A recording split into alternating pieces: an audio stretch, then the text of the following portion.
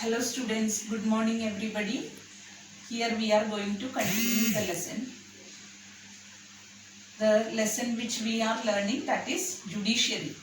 And here today we are going to continue the lesson, that is structure of judiciary or structure of the court system. As you have learned it before, but again it is a part of the lesson, so again I am repeating. The structure of court is mainly three type. We have a three-level court system. The apex or the highest level court is known as Supreme Court. For the entire country, it is Supreme Court. Means there is only one Supreme Court for entire nation. That is known as Supreme Court. And the head of the or presiding officer of the Supreme Court is Chief Justice of India. The Chief Justice of India. Next, below that, below Supreme Court, we have High Courts. High Courts are for each and every state. Means every state has High Court. So High Court is only one for one state. And the next level of court is known as, or the lower level of court is known as the subordinate court or the district court. So lower level of court is known as subordinate court or district court. It is in each and every districts or towns or tehsils. It can be in the district or tehsil or in the town. So the presiding officer of this district court is district judge. And these are the level or these are the three levels of courts in our country. But if these three courts are integrated together, it is integrated together in the sense the Supreme Court can control other court, High Court or even the district court. And it is, or if we approach the district court and the person or citizen cannot, he or she can't get the justice, then he can go to or she can go to the High Court. Or again, if she or he cannot, she did not get the justice, again she can go to the Supreme Court. So there is a such type of system we have in our country. That is known as appellate jurisdiction, or it is known as appellate jurisdiction. Okay. So here we have this type of three different level court system, and it is integrated, working integrated system. We have integrated court system and it follows appellate jurisdiction. Appellate jurisdiction, for that one example we can study from the textbook. It is already given. One of the couple, family, Lakshman and Sudha, they got married and they are staying with the family, with Lakshman's family. Lakshman's mother, brother, etc. in a flat. And one day Sudha dies due to burning. Okay, severe burns, and due to that she dies.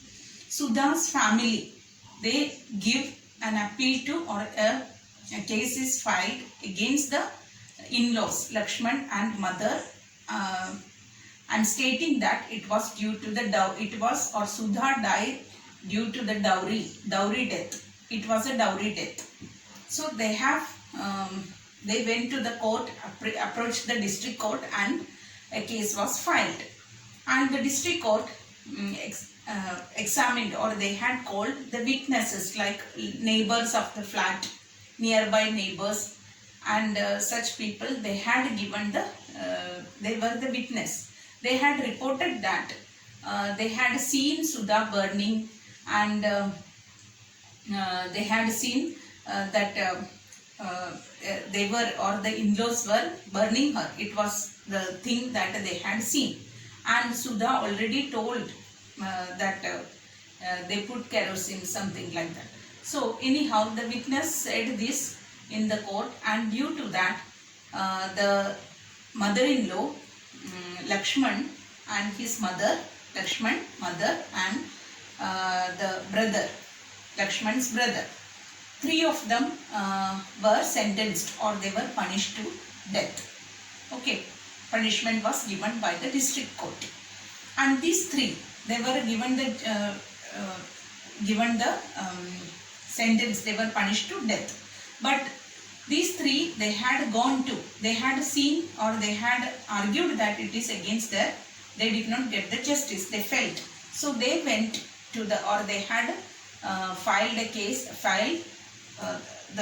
the same case to High Court, stating that it was not a dowry death. So the case was again, it was again transferred to High Court, and it stated that it was not a dowry death. Here High Court examined every witness or everything, proof and everything, and at last High Court had Lakshman, mother and brother, they were acquitted. Acquitted means the court found they had not done any guilty or any crime. So they were released. So when it happened, a women's organization or Federation of Indian Women Lawyers, that federation, that was for the women's movement or women's organization, they had started the protest against this case. They argued that there are so many dowry deaths happening in India, and court, they are not giving justice to the woman, because it was Sudha's case was one of the dowry death, and the court has not given any justice to Sudha. So they had again started, and various movement started, and again the case was opened, or case was again started. Again the case was started in Supreme Court. In the Supreme Court, the Indian Women's Federation of Indian Women Lawyers, they had given the case again in the Supreme Court. The case again started.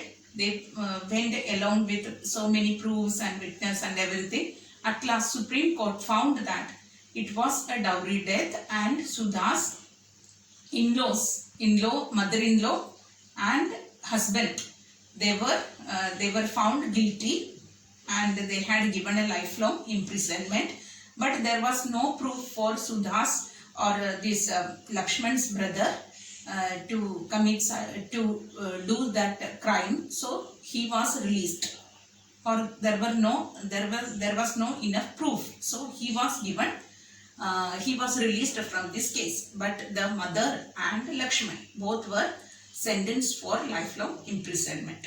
Here we can see how the case was transferred, or how the case was again, if it is not got the justice, then it can be again started in High Court or in the Supreme Court.